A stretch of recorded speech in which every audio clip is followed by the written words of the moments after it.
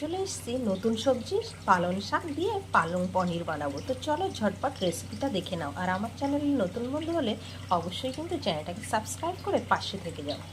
তো দেখলেই পালং শাকটাকে বেছে ধুয়ে রেখেছি, কড়াইতে একটু গরম জল বসিয়েছি, এর মধ্যে একটু লবণ দিয়ে দিয়েছি। এখন পালং শাকটাকে সিদ্ধ করে নিতে হবে। রেসিপিটা কিন্তু সম্পূর্ণ নিরামিষ, একদমই পেঁয়াজ রসুন ছাড়া। তো দেখো এখানে একটা পাত্রে জলের মধ্যে কিছু বরফ দিয়েছি। পালং শাকটা সিদ্ধ করে এর মধ্যে দিলে কালারটা কিন্তু খুব সুন্দর থাকবে। তো দেখো এখন এর মধ্যে কয়েকটা কাজু বাদাম আর কাঁচা লঙ্কা দিয়ে ভালো করে পেস্টটা রেডি করে নিতে হবে।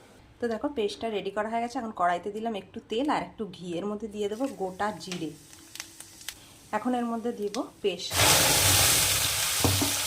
তো দেখো কালারটা কত সুন্দর হয়েছে। এর মধ্যে জিরের গুঁড়ো, ধনের গুঁড়ো, লঙ্কা গুঁড়ো, পরিমাণ মতো লবণ আর একটু স্বাদ অনুযায়ী চিনি দিয়ে দিলাম। পনিরটা দিয়ে একটু রান্না করে বাটার দিয়ে নামিয়ে দিই।